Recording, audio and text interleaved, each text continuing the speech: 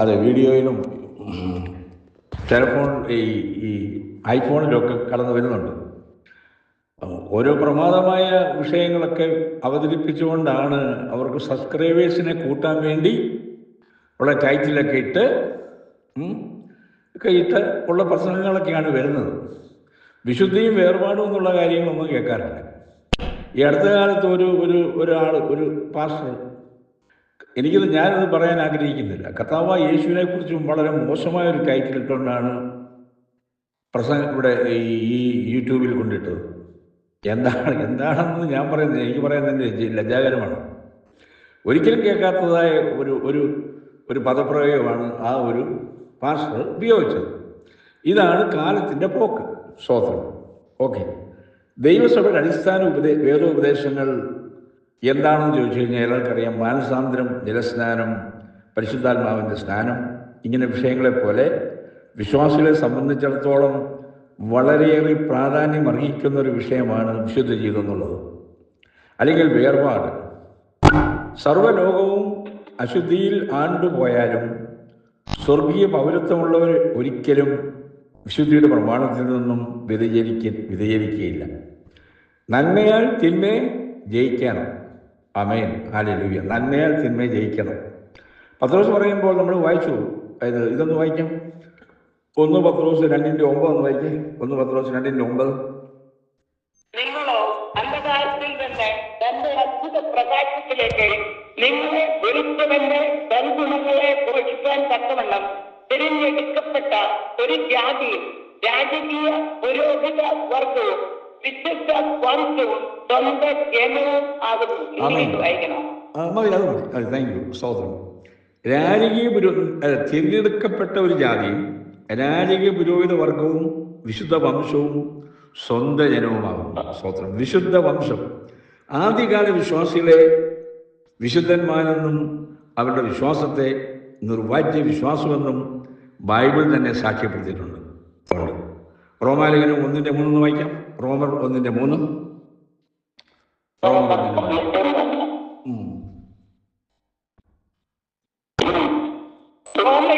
ദൈവത്തിന് പ്രിയരും വിളിക്കപ്പെട്ട വിശുദ്ധന്മാരും ആയ എല്ലാവർക്കും എഴുതുന്നത്. ആമേൻ, ഹല്ലേലൂയ. സ്തോത്രം. വിളിക്കപ്പെട്ട വിശുദ്ധന്മാരായ എല്ലാവർക്കും എഴുതുന്നത്. നമുക്കറിയാം, റോമാലേഖനം മുതൽ യൂദായുടെ ലേഖനം വരെ എഴുതിയിരിക്കുന്നത് മുസ്ലിങ്ങൾക്കും ഹിന്ദുക്കൾക്കും ജാതികൾക്കും എഴുതിയ ലേഖനമല്ല. രക്ഷിക്കപ്പെട്ട് സ്നാനപ്പെട്ട് അഭിഷേകം പ്രാപിച്ചവർക്ക് പിന്നെ അവരെങ്ങനെ ജീവിക്കണം, സഭയിലായാലും കൊള്ളാം, വീട്ടിലായാലും കൊള്ളാം, സമൂഹത്തിലായാലും കൊള്ളാം, കർത്താവിൻ്റെ വരവിന് വേണ്ടി എങ്ങനെ ജീവിക്കണം, വിശുദ്ധ ജീവിതം നയിക്കണം എന്നുള്ളതാണ്. ഈ ഇൻസ്ട്രക്ഷൻസാണ് റോമാലേഖനം മുതൽ കിടക്കുന്നത്. സ്തോത്രം. ഞാനും സ്നാനപ്പെട്ട് കുറേ നാളുകളായെങ്കിൽ തന്നെയും ഇത്രയും കാര്യങ്ങളൊന്നും വലുതായിട്ട് ആ കാര്യങ്ങളൊന്നും മനസ്സിലായിട്ടൊന്നുമില്ലായിരുന്നു. ഈ ലേഖനങ്ങളൊക്കെ ഏതാണ്ടോ അക്രൈസ്തവർക്ക് എഴുതിയെന്നുള്ള രീതിയിലൊക്കെയാണ് പോയിക്കൊണ്ടിരുന്നത്. പക്ഷേ ഓരോ വാക്യങ്ങൾ വായിക്കുമ്പം ഇത് വിശ്വാസികൾക്കുള്ളതാണെന്നുള്ളത് വളരെ വ്യക്തമാവണ്ണം നമുക്കിവിടെ കാണാൻ കഴിയുന്നുണ്ട്. 1 കൊരിന്ത്യർ 1:2 വായിക്കാം. 1 കൊരിന്ത്യർ 1:2. യെസ്. വിശുദ്ധീകരിക്കപ്പെട്ടവരും അവിടെയും ഇവിടെയും എവിടെയും നമ്മുടെ കർത്താവായ യേശുക്രിസ്തുവിന്റെ നാമത്തെ വിളിച്ചപേക്ഷിക്കുന്ന ഏവരോടും കൂടെ വിളിക്കപ്പെട്ട വിശുദ്ധന്മാരായവർക്കും തന്നെ എഴുതുന്നത്. വിളിക്കപ്പെട്ട വിശുദ്ധന്മാർക്ക് എഴുതിയിരിക്കുകയാണ്. ആമേൻ, ഹല്ലേലൂയ. ഇന്ന് മാറാനാഥൻ അഡ്രസ് ചെയ്യുന്നത്, ഞാൻ വിശ്വസിക്കുന്നത്, വിളിക്കപ്പെട്ട വിശുദ്ധന്മാർക്ക് ഉള്ളതായ മെസ്സേജാണ്. മനസ്സിലാക്കണം. സ്തോത്രം. അവരാണ് ഇതിനകത്തുള്ളതെന്ന് ഞാൻ വിശ്വസിക്കുന്നു. സ്തോത്രം. ആരെക്കൊണ്ടൊന്നും എനിക്കറിയത്തില്ല. സ്തോത്രം. ഹല്ലേലൂയ. സ്തോത്രം. എഫേസ്യർ 1:1 വായിക്കാം. എഫേസ്യർ 1:1.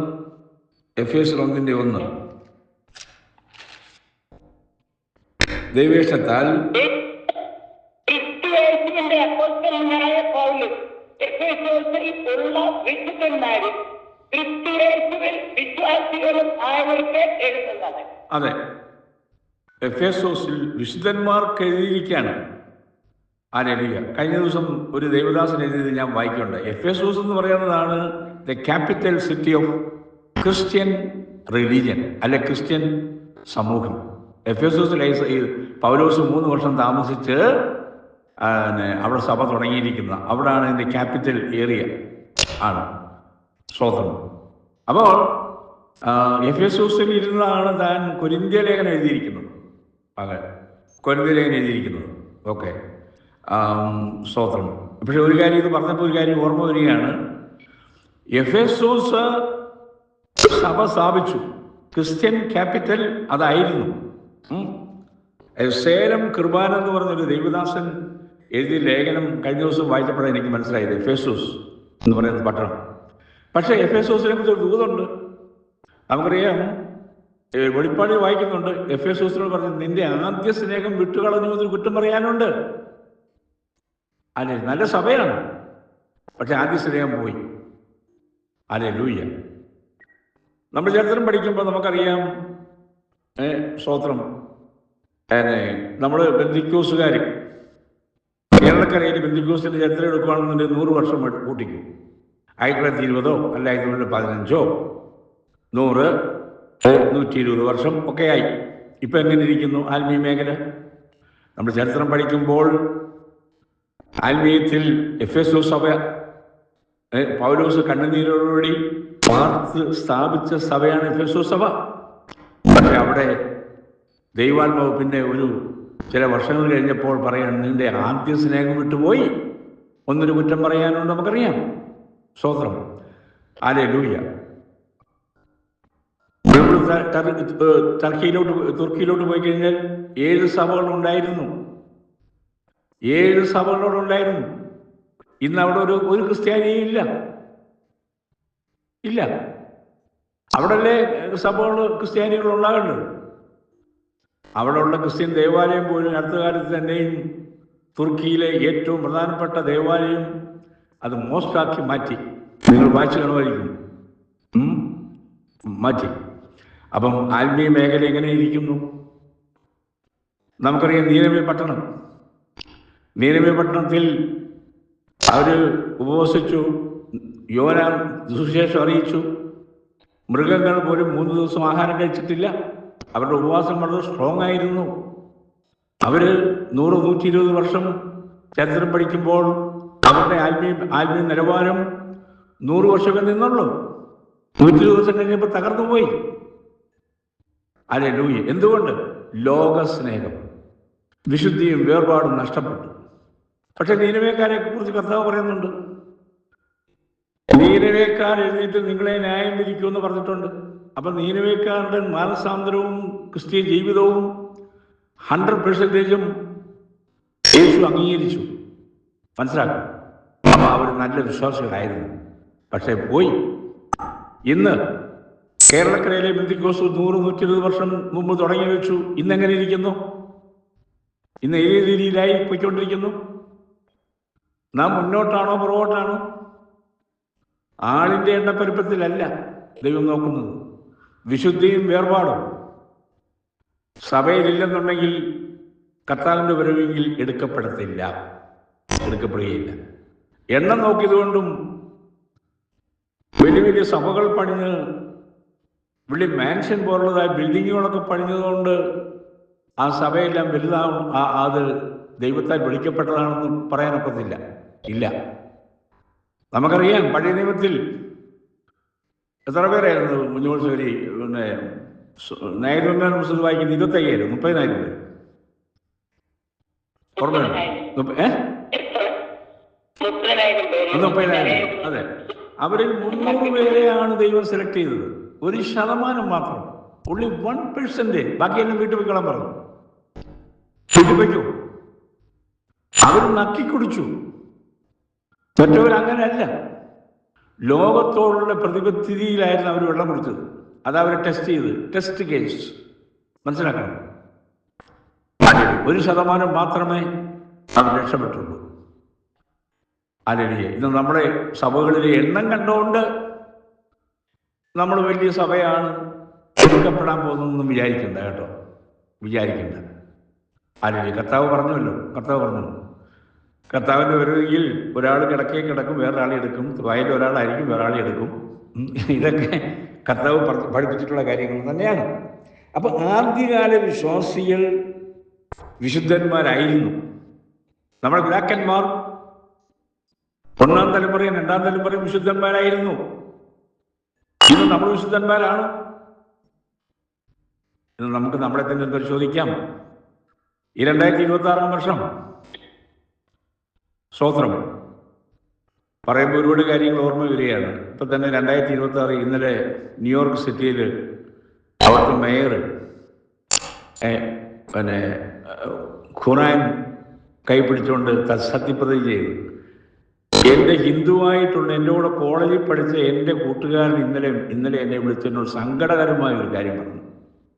ഹിന്ദു ബ്രാഹ്മൺ പുരോഹിതൻ എന്നോട് ചോദിച്ചു, ഗുരുവിളെ, വാട്ട് ഹാപ്പൻ ടു അമേരിക്ക? എന്നോട് ചോദിക്കുകയാണ്, വാട്ട് ഹാപ്പൻ ടു അമേരിക്ക? അദ്ദേഹത്തിന് സങ്കടമുണ്ടായി. ഒരു ക്രിസ്ത്യൻ രാജ്യമായിരുന്ന രാജ്യം ഇങ്ങനെ ആയിപ്പോയ എന്തുകൊണ്ട്? അതെ, ഈ പറഞ്ഞതുപോലെ ജോർജ് വാഷിന്റെ കാലം മുതൽ ബൈബിളും കൈപ്പിടിച്ചുകൊണ്ട് സ്ഥാപിച്ചതായി ഈ പട്ടണം, ഈ അമേരിക്ക ഇന്ന് പോയത് കണ്ടോ? ഒരു കാര്യം ഓർക്കണം, നാം പ്രായമുള്ളവരാണ്. കൂടി വന്ന 5 വർഷം അല്ലെ 10 വർഷം കൂടി ജീവിച്ചിരിക്കുമായിരിക്കും ഈ ലോകത്ത്. നമ്മുടെ മക്കളും കർത്താവിനും താമസിക്കുന്നുവെങ്കിൽ നമ്മുടെ മക്കളും കൊച്ചുമക്കളും ജീവിക്കേണ്ട സ്ഥലമായിരുന്നു. നമ്മുടെ മക്കളെയും കൊച്ചുമക്കളെയും ഓർത്ത് പ്രാർത്ഥിക്കുന്നതിനോട് ഉപരിയാവണം നമ്മൾ പ്രാർത്ഥിക്കേണ്ടത് ഏതാ? ഈ രാജ്യത്തിനുവേണ്ടി പ്രാർത്ഥിക്കണം. അങ്ങനെ പഠിപ്പിച്ചേക്കുന്ന പൗലോസ് പഠിപ്പിച്ചിട്ടുണ്ട് തീമോഥെയോസ് ലേഖനത്തിൽ. നമ്മുടെ ആവശ്യങ്ങളെക്കാൾ മുന്നമേ ഭരണാധികാരികൾ കൊണ്ട് പ്രാർത്ഥിക്കണമെന്നൊക്കെ പൗലോസ് പഠിപ്പിച്ചിട്ടുണ്ട്. ഞാനിപ്പോൾ അതിലോട്ടൊന്നും പോകുന്നില്ല. അപ്പൊ ലോകത്തോടും ലോകക്കാരോടും കൂടെ കലർന്ന് കളങ്കമേൽക്കാതെ വണ്ണം നിത്യതയെ മുന്നിൽ കണ്ടുകൊണ്ട് ജീവിക്കുന്ന വിശ്വാസികളും ഇവിടെ വിശുദ്ധ ജീവിതത്തിലുള്ള ദിവ്യ ആലോചനകൾ ആണ് പുതിയ നിയമലേഖനങ്ങളിലെല്ലാം നമ്മൾ കാണുന്നത്. സ്തോത്രം. ഒരു ഭാവി മാനസാന്തരത്തിലേക്കും വിശുദ്ധ ജീവിതത്തിലേക്കും വരുന്നതിന് മുൻപുള്ള അവൻ്റെ പ്രവൃത്തികൾ നമുക്കറിയാം, ലജ്ജാകരവും അപ്പോൾ തന്നെ ഹീനവുമായിരിക്കാം. നമ്മൾ ഓരോരുത്തരെടുക്കാം. അതെ, ഇപ്പം ബെന്തിക്കോസിൽ ജനിച്ചു വളർന്ന 2nd ജനറേഷൻ 3rd ജനറേഷൻ അവർക്ക് ചിലപ്പോൾ നല്ലതായിരിക്കും പറയാനുള്ളത്. ഇപ്പം ഞാൻ മർത്തോമായി രക്ഷിക്കപ്പെട്ടു വന്നതാണ്. മർത്തോമാരായിരുന്നപ്പോൾ ഞാൻ എങ്ങനെയായിരുന്നുള്ള എനിക്കറിയാം, ഈ പറഞ്ഞ കാര്യം അല്ലേ? സ്തോത്രം. അപ്പം മാനസാന്തരപ്പെടാത്തവർ തങ്ങളുടെ വ്യർത്ഥ ബുദ്ധിക്കനുസരിച്ച് നടക്കുകയും ദൈവത്തിൻ്റെ ജീവിതത്തിൽ നിന്ന്, അതായത് ആ ദൈവജീവനിൽ നിന്നും അകന്ന് മനം തഴമ്പിച്ചവരായി സകല അശുദ്ധിയും പ്രവർത്തിപ്പാൻ ബന്ധപ്പെടുകയും ചെയ്യുന്നു. പണ്ട് നീതിമാൻ ആരും, നമുക്കറിയാം, നീതിമാൻ ആരുമില്ല, ഒരുത്തം പോലും ഇല്ല. ഗ്രഹിക്കുന്നവനില്ല, ദൈവത്തെ അന്വേഷിക്കുന്നവനില്ല.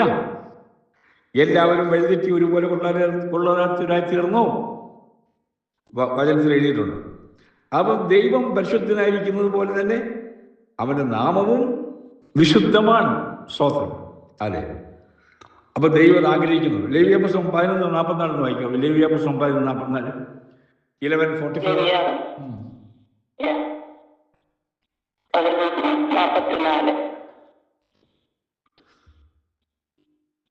ഞാൻ നിങ്ങളുടെ യഹോവയാകുന്നു. ഞാൻ വിശുദ്ധനാകിയാൽ നിങ്ങളെ തന്നെ വിശുദ്ധീകരിച്ച് വിശുദ്ധന്മാരായിരിക്കണം. ഭൂമിയിൽ എഴുതുന്ന യാതൊരു എഴുതാതിയാലും നിങ്ങളെ തന്നെ അശുദ്ധമാക്കരുത്. അപ്പൊ ദൈവം പറഞ്ഞത് നിങ്ങൾ വിശുദ്ധന്മാരായിരിക്കണം. സഭയിലെ മെമ്പറാണെന്നുള്ളതല്ല, വിശുദ്ധന്മാരായിരിക്കണം. വിശുദ്ധ ഗണത്തെ ചേർക്കാനാണ് കർത്താവ് വരുന്നത്. Praise God. Hallelujah, hallelujah. സ്തോത്രം. കൊലോസ്യർ 1:22 വായിക്കോ. കൊലോസ്യർ 1:22. കൊലോസ്യർ 1:22. 1:22. യെസ്.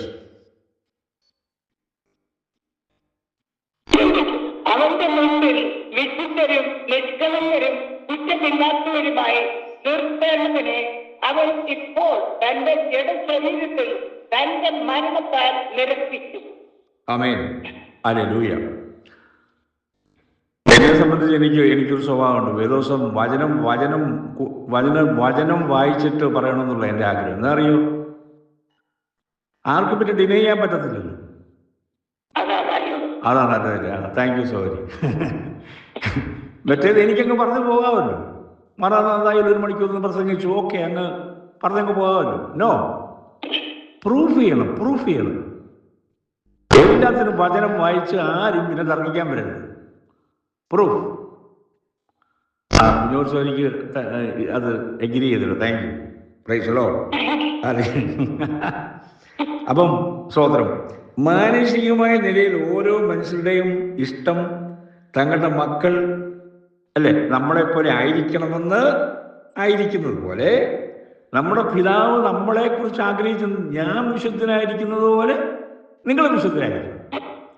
അപ്പൊ നമുക്ക് മക്കളും ഉണ്ട്, കൊച്ചുമക്കളും ഉണ്ട്. നമ്മളെന്താ ആഗ്രഹിക്കുന്നത്? എൻ്റെ മക്കളും കൊച്ചുമക്കളും എന്നെ പോലെ ആകണം, അല്ലേ? അതാണല്ലോ നോർമൽ രീതിയിൽ ആഗ്രഹിക്കുന്നത്, സാധാരണ രീതി. ഇത് തന്നെ ഇപ്പൊ യഹോവയെ പിതാവ് ആഗ്രഹിക്കുന്നത്. ഞാൻ വിശുദ്ധനായിരിക്കുന്നതുകൊണ്ട് നിങ്ങൾ വിശുദ്ധരായിരിക്കണം. ആമേൻ. ഹല്ലേലൂയ. അപ്പൊ വെളിച്ചങ്ങളുടെ പിതാവ്, സ്വർഗീയ പിതാവ് തൻ്റെ മക്കൾ സകലത്തിലും വെളിച്ചത്തിൽ വസിക്കുന്നതിലായിരിക്കുവാൻ ഇഷ്ടപ്പെടുന്നു. Oh glory. ഹല്ലേലൂയ. ഒരിക്കലും ഒരു സഭയിൽ ഒരു അതിഥി, ഒരു പാസ്റ്റർ വിസിറ്റിംഗ് അവിടെ ചെന്നു. അപ്പം വിസിറ്റിംഗ് പാസ്റ്ററോട് അവിടുത്തെ സഭാ പാസ്റ്റർ പറഞ്ഞു, പാസ്റ്ററെ, ഇവിടെ പ്രസംഗിക്കുമ്പം വിശുദ്ധിയെക്കുറിച്ചും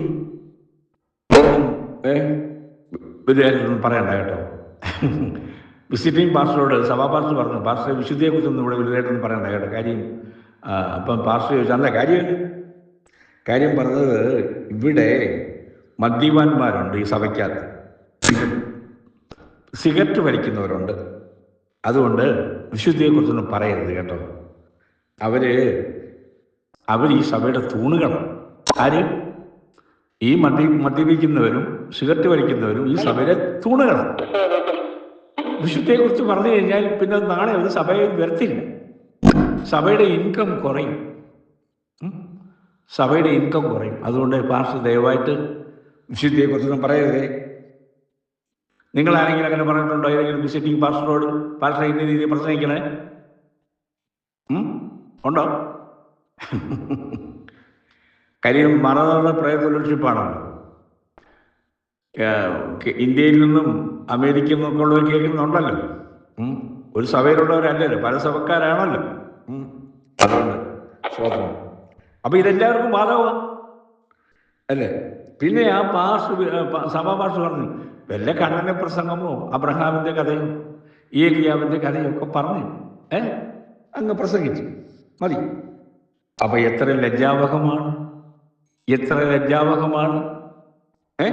സ്വതന്ത്രം. അപ്പൊ ദൈവജനങ്ങളെന്ന് സ്വയം അഭിമാനിക്കുന്നവർക്ക് നാണിക്കുവാൻ ഇതിൽ പരം വേറെ എന്തുണ്ട്? നിങ്ങൾ ഏതെങ്കിലും ഭാഷണം അങ്ങനെ പറഞ്ഞിട്ടുണ്ടോ? ഞാൻ ചോദിക്കുകയാണ്. സ്വയം ഒന്ന് ചിന്തിക്കും. ഭാഷ ഇങ്ങനെ പ്രസംഗിക്കരുത്, ഇവിടെ ഇന്ന ആൾക്കാരാണ്.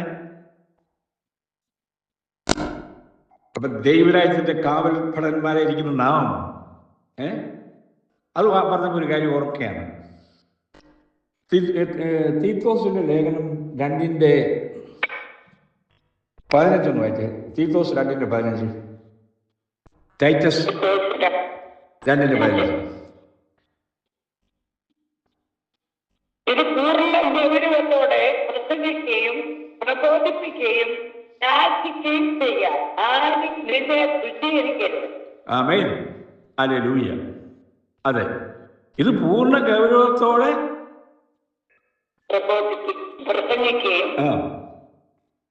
പ്രബോധിപ്പിക്കുകയും ശാസിക്കുകയും ചെയ്യണം. ഹല്ലേലൂയ. ഞാൻ ദൈവമക്കളോട് ചോദ്യം ചോദിക്കുകയാണ്. നിങ്ങളൊരു പാസ്റ്ററിന്റെ ആയാലും കൊള്ള, ഇപ്പം ഞാനിപ്പോൾ ഈ വചനം പറയുന്നു, നിങ്ങളൊരു പ്രസംഗത്തെ എങ്ങനെയാണ് അവലോകനം ചെയ്യുന്നത്? ചിലർ പറയും ആ പ്രസംഗം നല്ലതായിരുന്നു, ഓക്കെ, കൊള്ളാം. അപ്പം ചിലർ പറയും ആ പ്രസംഗം അത്ര ശരിയായില്ല. ഞാനെന്ന് പറഞ്ഞാൽ ഈ വചനപ്രകാരം ആര് പ്രസംഗിച്ചാലും അതിനെ അളക്കേണ്ട എങ്ങനെയാണെന്നറിയോ? എങ്ങനെ അളക്കേണ്ടത്? ഇതാണ് അതിൻ്റെ മാർഗരേഖ. ഇതാണ് അതിൻ്റെ മാർഗരേഖ. മനസ്സിലാക്കണം. എന്തോ ഒരു പ്രസംഗത്തിൽ ഗൗരവമുണ്ടോ? പ്രബോധനമുണ്ടോ? ശാസനയുണ്ടോ? സോപ്പിട്ട് പുണ്യവളന്മാരാക്കാന്നുള്ളതല്ലല്ലോ. ഇത് 3-4 പ്രബോധനവും ശാസനയും ഗുണീകരണവും ഇല്ലെങ്കിൽ അത് പ്രസംഗമല്ല. മനസ്സിലാക്കണം. ഹല്ലേലൂയ. പ്രസംഗമല്ല അത്. സ്തോത്രം. അതെ, മറ്റുള്ളതെല്ലാം എങ്ങനെ? അനദർ ജീസസ്, മറ്റൊരു യേശുവിനെ പ്രസംഗിക്കുവാണോ? അനദർ സ്പിരിറ്റ്, മറ്റൊരു ആത്മാവിനെ കൊണ്ട് പ്രസംഗിപ്പിക്കുകയാണോ? പൗലോസ് പറഞ്ഞ അനദർ ഗോസ്പൽ, മറ്റൊരു സുവിശേഷം അവതരിപ്പിക്കുന്നുണ്ടോ? നാം കാർബൺ കോപ്പി ക്രിസ്ത്യൻസായി മാറത്തേ ഉള്ളൂ ഇങ്ങനെ പോയി കഴിഞ്ഞാൽ. അല്ലെങ്കിൽ ചോക്ലേറ്റ് ക്രിസ്ത്യൻസായി മാറും. മനസ്സിലായോ? ചോക്ലേറ്റ് ക്രിസ്ത്യൻസായി മാറും.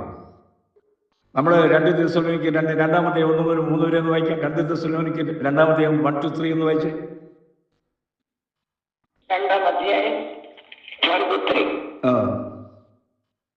2 തെസ്സലോനിക്കർ 2 യെസ്. എങ്കിലും സഹോദരന്മാരെ, നമ്മുടെ കർത്താവായ യേശു ക്രിസ്തുവിന്റെ പ്രത്യക്ഷതയും അവന്റെ അടുക്കലുള്ള നമ്മുടെ സമാധാനവും സംബന്ധിച്ച് ഞങ്ങൾ നിങ്ങളോട് അപേക്ഷിക്കുന്നത്, കർത്താവിന്റെ നാൾ അടുത്തിരിക്കുന്നു എന്ന് വെച്ച് നിങ്ങൾ വല്ല ആത്മാവിനാലോ വചനത്താലോ ഞങ്ങൾ എഴുതി എന്ന ഭാവത്തിലുള്ള ലേഖനത്താലോ സുബോധപ്പെട്ട് വേഗത്തിൽ ഇളകുകയും കെട്ടിപ്പോവുകയും അരുത്. ആമേൻ. സുബോധം വിട്ടുപോകരുത്. സ്തോത്രം. ഇതൊന്ന് വായിക്കും സോദരി. 2 തിമോത്തിയോസ് 3-17 വാക്യം. 3-17 വാക്യം. എല്ലാ തിരുവഴുത്തും ദൈവശാസ്ത്രീയമാകിയാൽ ദൈവത്തിന്റെ മനുഷ്യൻ സകല സൽപ്രവൃത്തിക്കും വക പ്രാപിച്ച് നിറഞ്ഞവൻ ആകേണ്ടതിന് ഉപദേശത്തിനും ശാസനത്തിനും ഗുണീകരണത്തിനും നീതിയിലെ അഭ്യാസത്തിനും പ്രയോജനം ഉള്ളതാകുന്നു. ആമേൻ. അപ്പം തീത്തോസിന്റെ ലേഖനത്തിൽ എഴുതിയിരിക്കുന്നത് തന്നെയാണ്. പൗലോസ് പറയാണ്, ഗുണീകരണത്തിലും ശാസനയിലും തികഞ്ഞവരാക്കണം.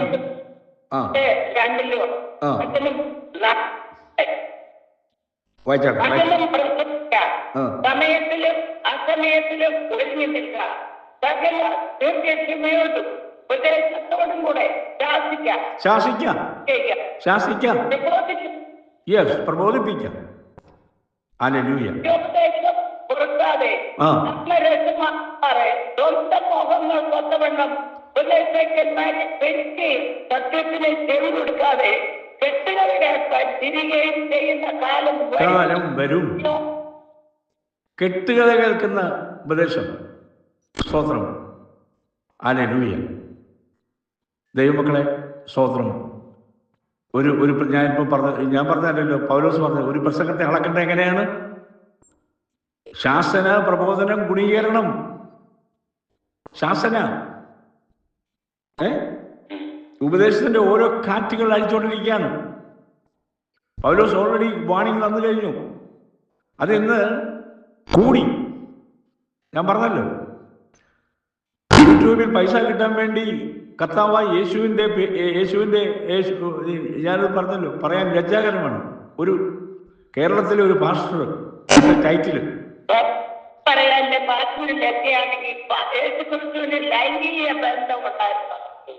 ഓക്കെ, ഞാൻ പറയുന്നില്ല, സൗകര്യ പറഞ്ഞത്. കേട്ടല്ലോ. So bad. കേരളത്തിലെ വലിയ പ്രശസ്തനായ ഒരു പാസ്റ്റർ, പേരൊന്നും ഞാൻ പറയുന്നില്ല. So bad. അതാണ് ദൈവമക്കളെ. ഇതിനൊക്കെ പോയി കൈയടിച്ചു കഴിഞ്ഞാലുള്ളൂ. ഇത് കേൾക്കാൻ ഇരുന്ന് കഴിഞ്ഞാൽ തന്നെ ദൈവം നമ്മളോട് ചോദിക്കും. അറിയാമോ? ദൈവം നമ്മളോട് ചോദിക്കും. ഞാൻ പറഞ്ഞതല്ല. അനന്യാസിൻ സഫീറയിലും കല്യാണം എടുക്കും. രണ്ടുപേരും ഒത്തോണ്ട് അറിയാം. അവർ ഭൂമി വിറ്റിട്ട് പൈസയും കൊണ്ട് കുറെ പൈസ ആയിട്ട് പത്രോസിനെടുത്തിട്ട് വന്നു. അനന്യാസ് വന്ന് കള്ളം പറഞ്ഞു. സഫീറ ഭാര്യയാണ്. പിന്നെ കുറെ കഴിഞ്ഞ അനന്യാസ് മരിച്ചു കഴിഞ്ഞാൽ അറിയുന്നില്ല, വന്നു പത്രോസിനെടുത്ത്. അപ്പോഴേ പത്രോസിനോട് ദൈവം സംസാരിച്ചു. എന്താ സഫീറേ, അനന്യാസ് പറഞ്ഞ് നീ ചെയ്ത് തെറ്റാണെന്നൊരു വാക്കോടെ പറഞ്ഞില്ല. നീ പോന്ന് പറഞ്ഞു. നീ അതിന് കൂട്ടുനിന്നു. പത്രോസ് പറയുന്നുണ്ട്, വായിക്കുന്നുണ്ട്. അപ്പോസ്തലപ്രവൃത്തി 5-ാം അധ്യായത്തിലുണ്ട്, അല്ലേ? ഉണ്ട്, വായിക്കണമെന്നില്ല. അല്ലേ? അറിയാവുന്ന കഥയാണല്ലോ. വായിക്കണ കുഞ്ഞുമോത്സവർക്ക് വായിക്കാമെന്ന് വായിക്കും, കുഴപ്പമൊന്നുമില്ല.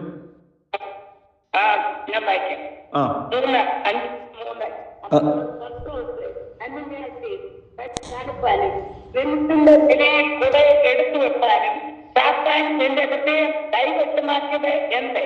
അത് വിൽക്കുമ്പോഴേ നിന്റേതായിരുന്നില്ലയോ? വിറ്റ ശേഷവും നിന്റെ കൈവശം അല്ലാഞ്ഞുവോ? ഈ കാര്യത്തിൽ നീ മനസ്സ് വെച്ചത് എന്ത്? മനുഷ്യരോടല്ല ദൈവത്തോടത്രേ നീ വ്യാജം കാണിച്ചത് എന്ന് പറഞ്ഞു. ഈ വാക്ക് കേട്ടിട്ട് അനന്യാസ് വീണ്ടും പ്രാണനെ വിട്ടു. ഇത് കേട്ടവർക്ക് എല്ലാവർക്കും ഭയമുണ്ടായി. പാലിക്കാരൻ എഴുന്നേറ്റ് അവനെ തീരെ പൊതിഞ്ഞ് പുറത്തു കൊണ്ടുപോയി കുഴിച്ചിട്ടു. ഏകദേശം 3 മണി നേരം കഴിഞ്ഞപ്പോൾ അവന്റെ ഭാര്യ ഈ സംഭവിച്ചത് ഒന്നും അറിയാതെ അകത്ത് വന്നു. പത്രോസ് അവളോട്, എത്രയ്ക്കോ നിങ്ങൾ വിലപിച്ചത് പറക എന്ന് പറഞ്ഞു. അതെ, ഇത്രയ്ക്ക് തന്നെ എന്ന് അവൾ പറഞ്ഞു. പത്രോസ് അവളോട്, കർത്താവിന്റെ ആത്മാവിനെ പരീക്ഷിക്കാൻ നിങ്ങൾ തമ്മിൽ ഒത്തത് എന്ത്? ഇതാ നിന്റെ ഭർത്താവിനെ കുറിച്ചിട്ടവരുടെ കാൽ വാതിക്കലുണ്ട്, അവർ നിന്നെയും പുറത്തു കൊണ്ടുപോകും എന്ന് പറഞ്ഞു. ആമേൻ. അപ്പൊ സഫീറേ, അനന്യാസ് ചെയ്തത് കുറ്റത്തെ സഫീറ കൈയടിച്ചങ്ങ് ഓക്കെ എന്ന് പറഞ്ഞ് സാങ്ഷനാക്കി. ഇതാണ് പത്രോസ് ഇവിടെ പറഞ്ഞത്. അതുകൊണ്ട് നമ്മൾ കേൾക്കുന്ന ദൈവവചന പ്രസംഗങ്ങള് ഇപ്പൊ കുഞ്ഞുമോൾ സൗകര്യം പറഞ്ഞ ടൈറ്റിൽ ഞാൻ പറയുന്നില്ല. അത് കേൾക്കാൻ നിന്ന് കഴിഞ്ഞാൽ അതിന് ശിക്ഷ ഉണ്ടാകും. അത് കൈയടിക്കാൻ നിൽക്കരുത്. അതുകൊണ്ടാണ് പറഞ്ഞത്, ദൈവാത്മ നമ്മുടെ വചനത്തെ വിവേചിക്കണം. ബെരോവയിലുള്ളവരെ പോലെ ദിനംതോറും വചനം പഠിച്ചിട്ട് അതിനെ സ്തോത്രം ഡിസൈൻ ചെയ്യാൻ പഠിക്കണം. ഹല്ലേലൂയ. ആവശ്യമില്ലാത്ത പ്രശ്നങ്ങളൊന്നും ഈ കാര്യങ്ങളിൽ ഇപ്പോൾ ഒരുപാട് കൂടുതൽ കൊണ്ട് അറിയാമല്ലോ. ഇപ്പോൾ പണ്ടത്തെ പോലെ പണ്ട് ഇത് പറയേണ്ട ആവശ്യമില്ലായിരുന്നു. പണ്ട് നമ്മുടെ നാട്ടിലൊക്കെ ആലപ്പുഴയിലോ അല്ലെങ്കിൽ മേപ്രായിലോ തിരുവല്ലയിലോ ഒക്കെ വല്ല വർഷത്തിൽ ഒരിക്കലും ഒരു കൺവെൻഷൻ നടക്കും. അന്നേരം ഒരു പ്രസംഗം കേൾക്കുന്നത്. ഇന്ന് അങ്ങനെയല്ല. ഇന്ന് ദിനംതോറും ഇങ്ങനെ വന്നുകൊണ്ടിരിക്കുകയാണ്. അതുകൊണ്ട് ആവശ്യമില്ലാത്തൊന്നും കേൾക്കാൻ നിൽക്കരുതേ എന്ന് ഓർപ്പിക്കുകയാണ്. സ്തോത്രം. Hallelujah, hallelujah. അപ്പോൾ അനദർ ഗോസ്പൽ, വ്യാജ ആത്മാക്കൾ അല്ലേ, ഇതൊക്കെ ഇങ്ങനെ ഉപദേശത്തിന്റെ ഓരോ കാറ്റ് ഇങ്ങനെ അഴിച്ചുകൊണ്ടിരിക്കുകയാണ്. എഫേസ്യർ 4:14 എന്ന് വായിക്കാൻ സൗകര്യം. എഫേസ്യർ 4:14.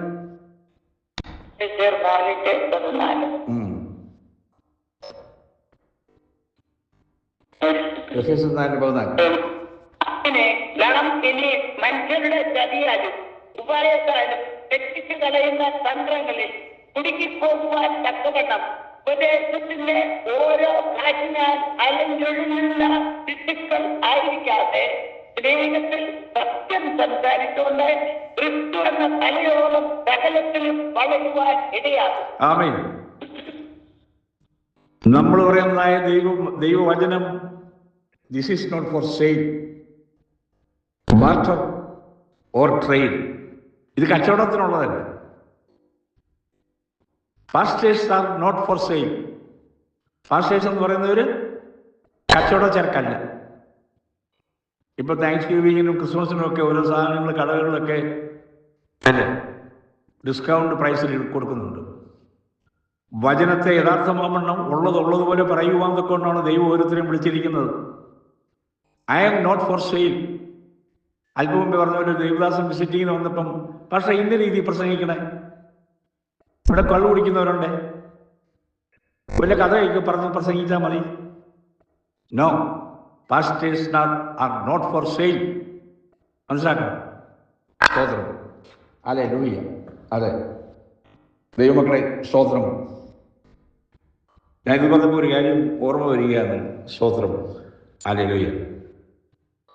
സമയം ഞാനിങ്ങനെ നോക്കുമായിരുന്നു. സ്തോത്രം. അത് നമ്മൾ ഇത് ഒരു ഒരു ഒരു ഒരു സംഭവം, ഈ പക്ഷി ഗവേഷകർ അവർ നടത്തിയതായ ഒരു കണ്ടുപിടുത്തമല്ല, അവർ സ്റ്റഡി ചെയ്തെടുത്ത ഒരു കാര്യം ഞാൻ പറയാൻ ആഗ്രഹിക്കുകയാണ്. സ്തോത്രം. ഫിലിപ്പിയ ലേഖനം 3:19 വായിച്ചവർ ആദ്യം, അതിന് മുമ്പ് ഫിലിപ്പിയർ 3:19. ഫിലിപ്പിയർ 3:19.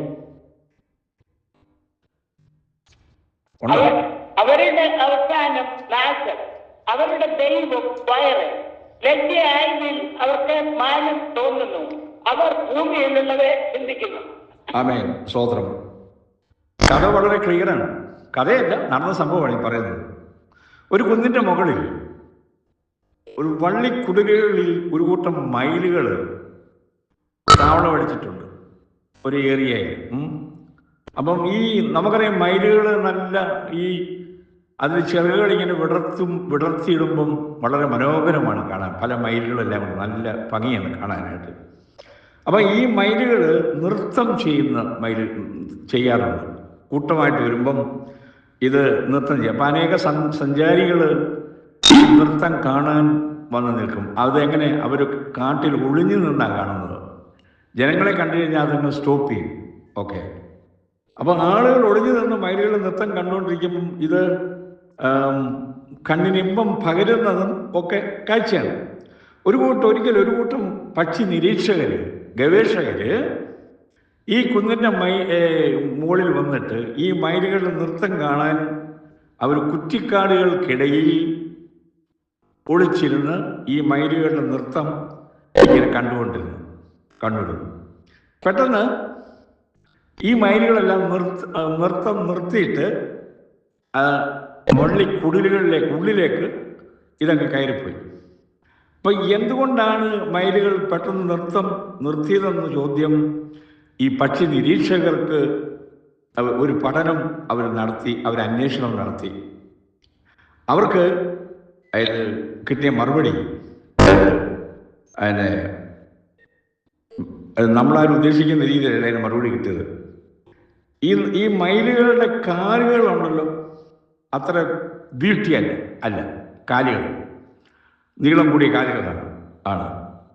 ഇപ്പൊ പക്ഷി നിരീക്ഷകരിൽ അത് നടത്തിയ അന്വേഷണത്തിൽ അവർക്ക് കിട്ടിയ മറുപടി, മയിലുകളുടെ പുറം കാഴ്ച അതിമനോഹരമാണെങ്കിലും അതിൻ്റെ കാലുകൾക്ക് സൗന്ദര്യമൊന്നുമില്ല. അപ്പൊ കൂടാതെ ഈ മയിലുകൾ കുറെ നേരം നൃത്തം ചെയ്ത് കഴിയുമ്പം കാലിൽ പറ്റുന്ന ചെളി മയിലുകൾ കാണുന്നു. അപ്പൊ അത് ലജ്ജിച്ച് തല താഴ്ത്തി നൃത്തം സ്റ്റോപ്പ് ചെയ്തിട്ട് വള്ളിക്കാടുകളിലേക്ക് അകത്തേക്ക് കയറി പോകുന്നു. ഇതാണ് സംഭവിച്ചിരിക്കുന്നത്. അപ്പം ഈ മയിലുകൾ ആകാര സൗഷ്ഠതയുള്ള പക്ഷിയാണ്. മയിലുകളുടെ കാലിൽ പറ്റിയിരിക്കുന്ന ചെളി അതിനെ ലജ്ജിപ്പിച്ചു. മനോഹരമായ അവയുടെ നൃത്തത്തിന് അത് വിരാമമിട്ടു. അങ്ങനെ ആ മനോജ്ഞമായ ആകൃതി മയിലുകൾക്ക് സൗന്ദര്യം നൽകുന്നുണ്ടെങ്കിൽ തന്നെയും അതിൻ്റെ വൃത്തിഹീനമായ കാലുകൾ അതിന് അപവാദമാണ്. ആ ചെളി പുരണ്ട കാലുകൾ വൃത്തിയാക്കിയതിന് ശേഷമാണ് മയിലുകൾ വീണ്ടും നൃത്തം ചെയ്യുവാൻ വരുന്നത്. സ്തോത്രം. ഇതാണ് അവർ കണ്ടുപിടിച്ചതായ ഈ പക്ഷി ഗവേഷകർ മനസ്സിലാക്കിയ കാര്യം. ക്രിസ്തീയ ജീവിതയാത്രയ്ക്കിടയിൽ ചിലപ്പോൾ ചെളി നമ്മുടെ കാലുകളെയും ഇടറുമാറാക്കാം. ഈ മയിലുകൾക്ക് ഈ കാലുകൾ അഴുക്കായപ്പോൾ അതുങ്ങൾക്ക് ലജ്ജയായി. ഇത് പറയുമ്പോൾ ഒരു കാര്യം ഓർക്കുകയാണ്. സ്തോത്രം. ഇന്ന് തീത്തോസിന്റെ ലേഖനത്തിൽ വായിച്ച പോലെ ശാസനയും ഗുണീകരണമില്ലാത്തത് കൊണ്ട് ഇന്ന് സഭാമുകളിൽ കടന്നു വരുന്ന പെൺകുട്ടികൾ മുട്ടിന് താഴെ വസ്ത്രമുണ്ടോ? അവരുടെ കാലുകൾ ഈ മയിലുകൾക്ക് ഉണ്ടായ മനോഭാവം ഇവർക്കുണ്ടോ? സ്റ്റേജിൽ കടന്നു വന്ന് പാടുവാനും ഹല്ലേലൂയ പറയാനും ലജ്ജയില്ലല്ലോ. അതാണ് വായിച്ചത്, ഫിലിപ്പിയരെ വായിച്ചത്. പ്രൂഫ് ലജ്ജയായതിൽ അവർക്ക് മാനം തോന്നുന്നു. ആമേൻ. ഇതാണ്. അപ്പൊ ഇതാരും പ്രസംഗിക്കത്തില്ല. മയിലുകൾക്ക് അതിന്റെ കാലുകൾ ലജ്ജയായതിൽ അത് കയറിപ്പോയി. പിന്നെ കാലുകൾ വൃത്തിയായ ശേഷം പിന്നെ നൃത്തം ചെയ്യുന്നത്. ദൈവമക്കളെ, ഇത് കളിതമാശയൊന്നുമല്ല. ഇന്ന് സഭകളിൽ നടക്കുന്നത്, ഞാൻ ചോദിക്കുന്നത്, മുസ്ലിം സമുദായത്തിലും ഹിന്ദു സമുദായത്തിലും പെൺകുട്ടികൾ ഇങ്ങനെ കയറും. അമ്പലത്തിൽ കയറണമെന്നുണ്ടെങ്കിൽ അതിന് ചില ചിട്ടകളും വട്ടങ്ങളും ഒക്കെ ഉണ്ട്, അറിയാമല്ലോ. മുസ്ലിങ്ങൾക്കുണ്ടല്ലോ. പിന്നെ ക്രിസ്ത്യാനികൾക്കും എന്താ ഇത് മുട്ടുവരെയുള്ള ഉടുപ്പിട്ടുകൊണ്ട് കയറി വരുന്നു? അതുകൊണ്ട് അങ്ങനെ അതാ പറഞ്ഞത്. അല്പം മുമ്പേ പറഞ്ഞതുപോലെ വിശ്വാസത്യാഗം സംഭവിച്ചിരിക്കുന്നു. ശാസനയും ഗുണീകരണവും പ്രസംഗത്തിലില്ല. എല്ലാത്തിനും സോപ്പിട്ട് ഓക്കെ എന്ന് പറയുന്നു. ഇനി ഞാൻ പറഞ്ഞുകൊണ്ടൊന്നും ചിന്തിക്കണ്ട. അതൊന്ന് വായിക്കുന്ന നല്ലതായിരിക്കും. എനിക്ക് തോന്നുന്നു ഇത് സൗകര്യം ഒന്ന് വായിച്ച്. ഇനി ഞാൻ പറഞ്ഞതൊന്നുമല്ല, ഇത് ബൈബിളിലുള്ള കാര്യം തന്നെ പറയുന്നത്. ആരും ഒന്നും പരിഭവിക്കണ്ട. യെരമ്യാവ് 2:33 വായിച്ച സൗകര്യം. യെരമ്യാവ് 2:33.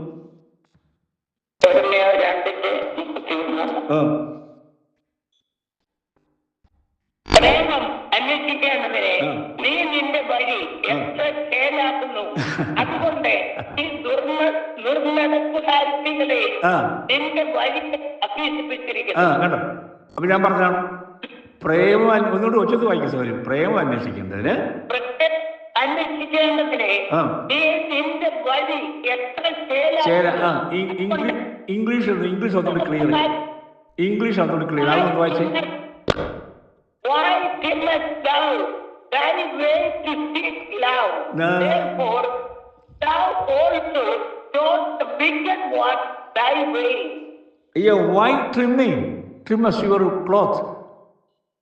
നിന്റെ ഉടുപ്പിന്റെ നീളം എന്താണ് കുറച്ചതെന്ന് ഞാൻ പറഞ്ഞല്ലോ. അല്ലല്ലോ. 34.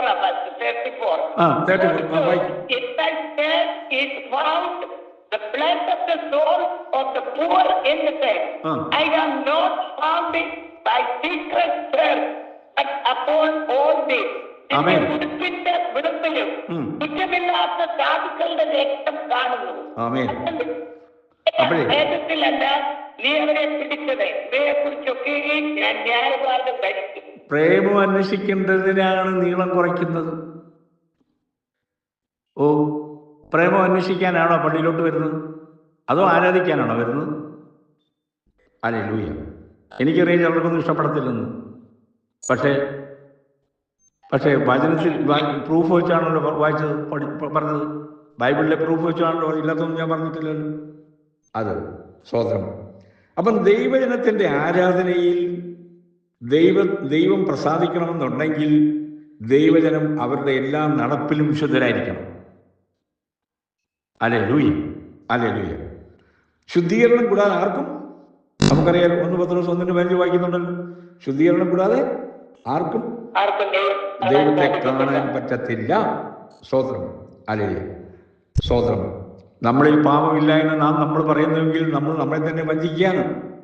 ദൈനംദിന ജീവിതത്തിൽ നമ്മുടെ മനോദർപ്പണത്തിൽ ഉളവാകുന്ന നിസ്സാരങ്ങളാണെന്ന് തോന്നുന്ന അല്ലേ അശുദ്ധ ചിന്തകളെയും മറ്റും പരിശുദ്ധാത്മാവിൻ്റെ സഹായത്താൽ കഴുകി വെളിപ്പാക്കി അത് മാത്രമേ വിശുദ്ധ ജീവിതത്തിൽ നാൾതോറും നമുക്ക് വിജയകരമാവണ്ണം മുന്നേറുവാൻ കഴിയുള്ളൂ. അല്ലേ? സ്തോത്രം. ഹല്ലേലൂയ. അതെ, സ്തോത്രം. അശുദ്ധി ഉണ്ടാകുവാൻ, അശുദ്ധി സംഭവിക്കാൻ കേവലം നിമിഷങ്ങൾ മാത്രം മതി. കേവലം നിമിഷങ്ങൾ മാത്രം മതി. നാം അറിയാതെ പറഞ്ഞു പോകുന്ന ഓരോ വാക്കും അത് മതി ജീവിത വിശുദ്ധിയെ കളങ്കം ഏൽപ്പിക്കാൻ. അങ്ങനെ നമുക്ക് സംഭവിക്കുന്ന മുറിപ്പാടുകൾ അത് മാറിപ്പോകുന്നതെന്ന് അത് ദുഷ്കരമായൊരു കാര്യമാണ്. സ്തോത്രം. അതുകൊണ്ട് നാം അതായത് ദൈവത്തിൽ നിന്ന് അന്യാധീനപ്പെട്ട് ഈ പുതിയ വർഷക്കാലം 2026 നമ്മൾ ദൈവത്തിൽ നിന്നും, അല്ലെങ്കിൽ അല്പം പറഞ്ഞ പോലെ വിശ്വാസത്യാഗം സംഭവിച്ച് ആദിമ സ്നേഹം നഷ്ടപ്പെടുത്തി എഫേസസ് സഭയോടുള്ള ദൂതുമൊക്കെ പറയുന്നത് നമ്മൾ കേട്ടല്ലോ. അത് നഷ്ടപ്പെടുത്തിക്കൊണ്ട് പോയി കഴിഞ്ഞാൽ അത് അവസാനം നാം ദുഃഖിക്കേണ്ടതായിട്ട് വരും. സ്തോത്രം. യേശു ക്രിസ്തു നമുക്ക് വേണ്ടി ഒരിക്കലായിട്ട് കഴിച്ച ശരീരയാഗത്താൽ നാം വിശുദ്ധീകരിക്കപ്പെട്ടിരിക്കുകയാണ്. സ്തോത്രം. അത് ദൈവിക സാന്നിധ്യവും ആത്മീയ സന്തോഷവും വിശുദ്ധ ജീവിതവും നിലനിർത്തിക്കൊണ്ട് പോകുവാൻ തടസ്സമായി വരുന്ന എല്ലാറ്റിനെയും ഒരു വിശ്വാസി ഒഴിഞ്ഞിരിക്കേണ്ടതാണ്. ഒഴിഞ്ഞിരിക്കണം. സ്തോത്രം. അത് സ്തോത്രം. ഹല്ലേലൂയ. അപ്പം നമ്മൾ അവയെ ഹൃദയത്തിൻ്റെ ഭാഷയിൽ ശാസിക്കുകയും ദൈവമായിട്ട് നല്ല ബന്ധം പുലർത്തുകയും ചെയ്യുന്നു എങ്കിൽ നമ്മുടെ കോൺഫിഡൻസ് ദിനംതോറും വർദ്ധിക്കും. സ്തോത്രം. ദൈവത്തിനുള്ളതായ നമുക്കുള്ളതായ നിർമ്മലമായ ഭക്തി, ജീവിത വിശുദ്ധിയെ കാത്തുകൊള്ളുന്ന അത് കൊള്ളുന്നുവെങ്കിൽ ഇരുളിൻ്റെ ശക്തികൾക്ക് ഒരു നാളും നമ്മളെ കീഴ്പ്പെടുത്താൻ കഴിയത്തില്ല. ആമേൻ. ഹല്ലേലൂയ. സ്തോത്രം. അതുകൊണ്ട് ദൈവമക്കളെ സ്തോത്രം. അതായത് നമുക്കറിയാം പല സഭാവിഭാഗങ്ങളുണ്ട്, സംഘടനകളുണ്ട്. ഉപദേശം എഫേസർ 4:14 വെച്ച് എഫേസർ 4:14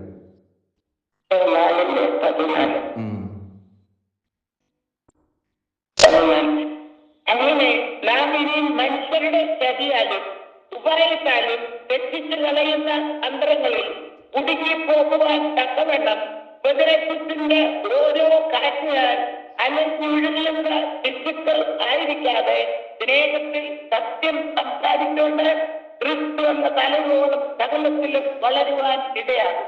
ക്രിസ്തു എന്ന തലയോളം വളരുവാൻ ഈ മാറാപ്ര ഫെലോഷിപ്പിൽ 37-38 വർഷമായി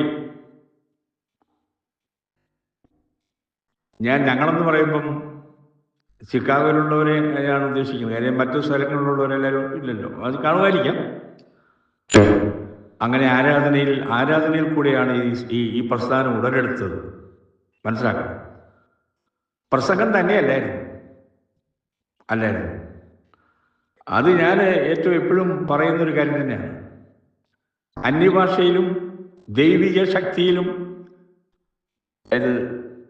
പരിശുദ്ധാത്മാ അഭിഷേകത്തിൽ നിറഞ്ഞാണ് ഈ പ്രസ്ഥാനം തുടങ്ങിയത്. മനസ്സിലാക്കണം. ഞാൻ പേരൊന്നും എടുത്ത് പറയുന്നത് ശരിയല്ലല്ലോ. അഭിഷേകം പ്രാപിച്ച ദൈവമക്കൾ ഈ മാറാത്ത പ്രസ്ഥാനത്തിൽ ഉണ്ടായിരുന്നു, ഉണ്ട്, ഇല്ലെന്നല്ല, ഉണ്ട്. അങ്ങനെ തന്നെയാണ് എല്ലായ്പ്പോഴും ആരാധിച്ചുകൊണ്ടിരുന്നത്.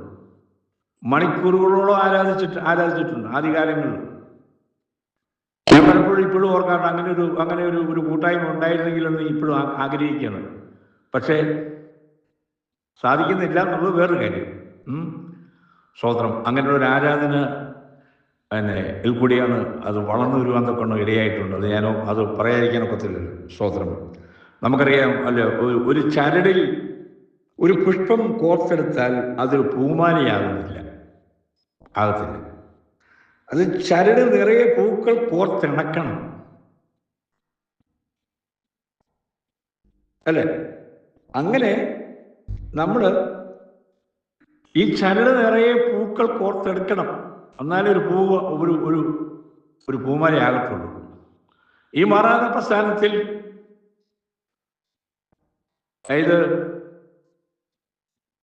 പല പൂക്കൾ കോർത്തിണക്കപ്പെട്ട് ആത്മാവിനാൽ ആരാധിക്കുന്ന ഒരു കൂട്ടമായി മാറണം.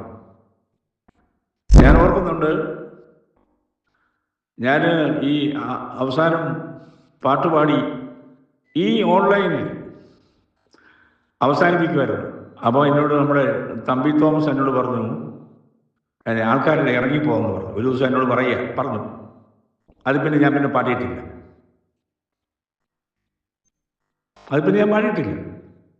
ആൾക്കാരിറങ്ങിപ്പോകുന്നത് എൻ്റെ മുമ്പിൽ 7-8 മിനിറ്റ് ഉണ്ട്. ഞാൻ അവസാനിപ്പിക്കാൻ പോവുകയാണ്. ഞാൻ അവസാനം പണ്ടത്തെ പോലെ പാടിയാണ് അവസാനിപ്പിക്കുന്നത്. അപ്പൊ എന്നോട് തമ്പി തോമസ് പറഞ്ഞു എല്ലാവരും ഇറങ്ങി പോകാന്ന് പറഞ്ഞു. അങ്ങനെ പാട്ട് നിർത്തി. ആർക്കും വേണ്ടെങ്കിൽ വേണ്ട. അതാ അല്പം മുമ്പേ പറഞ്ഞത്, ഇത് തുടങ്ങി വെച്ചത് അതാണ്, അങ്ങനെയാണ്. ഹൃദയവേദന കൊണ്ടായി പറയുന്നത്, ആരെ കുറ്റപ്പെടുത്തുമല്ല, ആൾക്കാരല്ലേ ഇറങ്ങിപ്പോയത്. ഓക്കെ, പോയെങ്കിൽ പോട്ടെ, വേണ്ടെങ്കിൽ വേണ്ട. അവിടെ ദൈവമക്കളെ സ്തോത്രം. അപ്പം വചനത്തിൽ എന്തെല്ലാം എഴുതിയിരിക്കുന്നു? സഭാപ്രസംഗി 12-ാം അധ്യായം 10 വാക്യം വായിക്കും. സഭാപ്രസംഗി 12-ാം അധ്യായം 10 വാക്യം.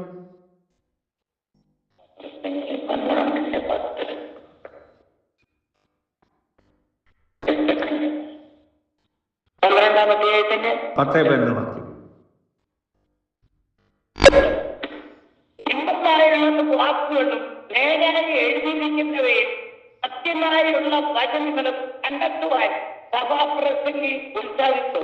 ജ്ഞാനികളുടെ വചനങ്ങൾ കുടിമ്പോൾ പോലെയും സഭാധിപന്മാരുടെ വാക്കുകൾ തറച്ചിരിക്കുന്ന ആളുകൾ പോലെയും ആകുന്നു.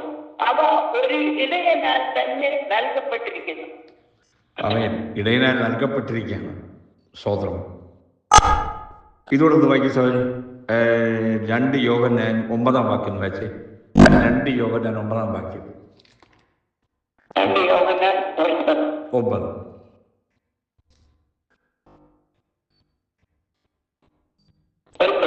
ക്രിസ്തുവിന്റെ ഉദയത്തിൽ നിലനിൽക്കാതെ അതിൽ കടന്നു പോകുന്ന ഒരുത്തനും ദൈവമില്ല. നിലനിൽക്കുന്നവനോ പിതാവും പുത്രനും ഉണ്ട്. ആമേൻ. അതെ, ഇതിൽ ഉപദേശത്തിൽ നിലനിൽക്കാത്തവൻ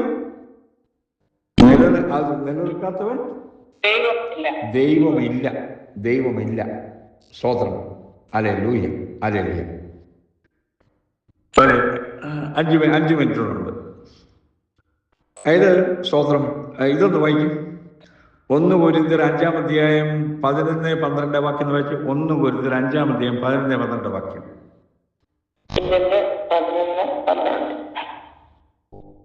എന്നാൽ സഹോദരൻ എന്ന് പറയപ്പെട്ട ഒരുവൻ ദുർനടപ്പുകാരനോ അത്യാഗ്രഹിയോ വിഗ്രഹാരാധിയോ പാവിത്രക്കാരനോ മദ്യപാനോ പിടിച്ചുപറിക്കാരനോ ആകുന്നു എങ്കിൽ അവനോട് സംസർഗം അരുത്. അങ്ങനെയുള്ളവരോടുകൂടെ ഭക്ഷണം കഴിച്ചപോലും അരുത് എന്നത്രേ ഞാൻ നിങ്ങൾക്ക് എഴുതിയത്. പുറത്തുള്ളവരെ വിധിപ്പാൻ എനിക്ക് എന്ത് കാര്യം? നിങ്ങൾ അകത്തുള്ളവരെ അല്ലയോ വിധിക്കുന്നത്? പുറത്തുള്ളവരെ ദൈവം വിധിക്കുന്നു. ആ ദുഷ്ടനെ നിങ്ങളുടെ ഇടയിൽ നിന്ന് നീക്കി കളയുകയും. ആമേൻ. ദൈവമക്കളെ, പൗലോസ് പറയാണ് അകത്തുള്ളവരെ വിധിക്കാൻ. ഇവിടെ മുസ്ലിമിനെയും ഹിന്ദുവിനെയും വിധിക്കേണ്ട ആവശ്യമൊന്നുമില്ല, അത് ദൈവം വിധിച്ചോളും. റോമാലേഖനം മുതൽ യൂദാ ലേഖനം വരെ അകത്തുള്ളവരെ വിധിക്കാനാണ് ഈ വചനം എഴുതി തന്നിരിക്കുന്നത്. വചനം പ്രമാണിക്കാത്തവരെ പുറത്താക്കാൻ.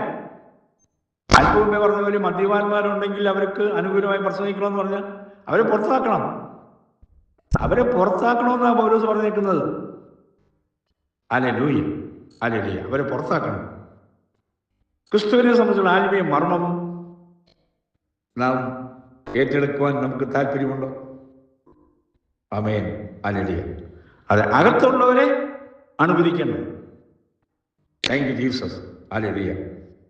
അതെ, ക്രിസ്തുവിന്റെ ഉപദേശത്തിൽ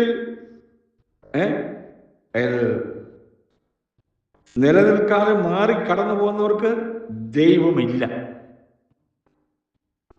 അതായത് ഉപദേശത്തിൽ നിലനിൽക്കുന്നവർ അതിരുവിട്ട് കടന്നു പോകുന്നവരുണ്ട്, ഉപദേശത്തിൽ അതിൽ എത്തിപ്പെടാത്തവരും ഉണ്ട്. ആമേൻ. ഹല്ലേലൂയ. സ്തോത്രം. ഞാൻ എൻ്റെ വാക്കുകൾ ചുരുക്കട്ടെ. 2 മിനിറ്റല്ലേ ഉള്ളൂ, 2-3 മിനിറ്റേ ഉള്ളൂ. ഒരു കാര്യം കൂടെ പറയണമെന്നുണ്ടായിരുന്നു. സ്തോത്രം. ഇതൊന്ന് വായിക്കും സഹോദരി. സ്തോത്രം. സ്മുർണ സഭയോടുള്ളതായ ദൂത്, അതായത് സ്തോത്രം, റെവലേഷൻ 2:10 വായിച്ചേ. 2:10. നീ സമീപാനുള്ളത് പേടിക്കണ്ട, നിങ്ങളെ പരീക്ഷിക്കേണ്ടതിനെ പിശാച് നിങ്ങളിൽ ചിലരെ കടവിൽ ആക്കുവാൻ പോകുന്നു. 10 ദിവസം നിങ്ങൾക്ക് ഉപദ്രവം ഉണ്ടാകും. മരണ പര്യന്തം വിശുദ്ധനായിരിക്ക, എന്നാൽ ഞാൻ ജീവകിരീടം നിനക്ക് തരും. ആമേൻ. Hallelujah, hallelujah. 2:9 വായിച്ചു സാർ. സ്മുർണ 2:9.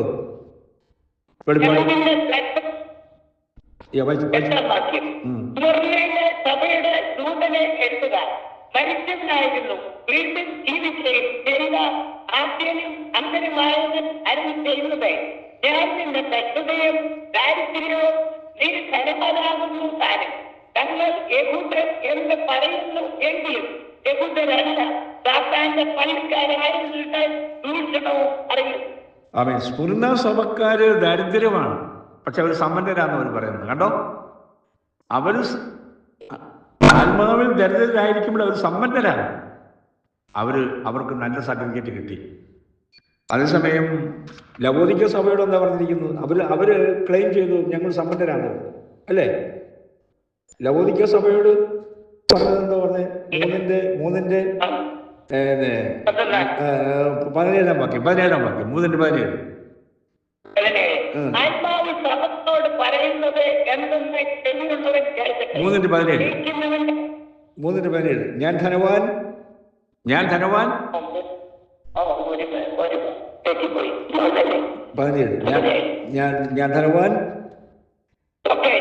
ധനവാൻ സമ്പന്നരായിരിക്കുന്നു, എനിക്ക് ഒന്നിനും മുട്ടില്ല എന്ന് പറഞ്ഞുകൊണ്ട് നീ നിർഭാഗ്യവനും അരിഷ്ടനും ദരിദ്രനും കുരുടനും നഗ്നനും എന്ന് അറിയാതിരിക്കാൻ നീ സമ്പന്ന ആകേണ്ടതിനെ തീയിൽ ഊതിക്കഴിച്ച പൊന്നും നിന്റെ നഗ്നതയുടെ വെളിവാകാതവണ്ണം ധരിക്കേണ്ടതിനെ വെള്ളയെടുക്കും.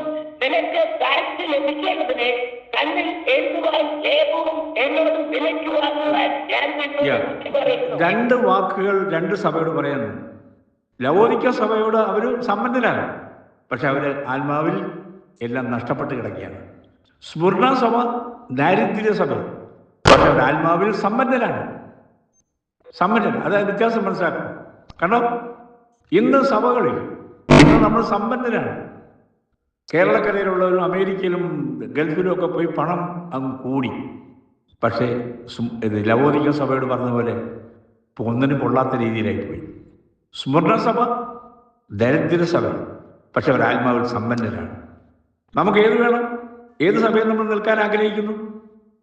ഞാൻ എൻ്റെ വാക്കുകൾ അവസാനിപ്പിക്കുകയാണ്. സ്തോത്രം. കഴിഞ്ഞ വർഷം 3-ാം തീയതി ഇതുപോലെ ഞാൻ ദൈവവചനം നിങ്ങളോട് പറഞ്ഞു. 1 വർഷം കഴിഞ്ഞു. ഇനി അടുത്ത വർഷം ദൈവം അനുവദിക്കുമെന്ന് അറിയത്തില്ല, ആയുസ് വരുമെന്ന് അറിയത്തില്ല. എങ്ങനെ ആയിട്ടുണ്ടെങ്കിലും നമുക്ക് മധ്യാകാശത്തിൽ നമുക്ക് കാണാം. കർത്താവ് വന്നുവെങ്കിൽ അവിടെ നമുക്ക് മീറ്റ് ചെയ്യാം. ഹല്ലേലൂയ എന്ന് പറഞ്ഞുകൊണ്ട് എൻ്റെ വാക്കുകൾ അവസാനിപ്പിക്കുകയാണ്. സ്തോത്രം. എല്ലാവർക്കും ഹാപ്പി ന്യൂ ഇയർ നേരുന്നു. ദൈവം അനുഗ്രഹിക്കട്ടെ, ഈ പ്രസ്ഥാനത്തെ ദൈവം അനുഗ്രഹിക്കട്ടെ എന്ന് പറഞ്ഞുകൊണ്ട് വാക്കുകൾ ചുരുക്കുന്നു. താങ്ക് യു കുഞ്ഞുമോൾ സാർ, വേദോസം വായിച്ചു തന്നതിൽ നന്ദി അറിയിക്കുന്നു. Thank you. God bless you. Thank you. Amen. Thank you.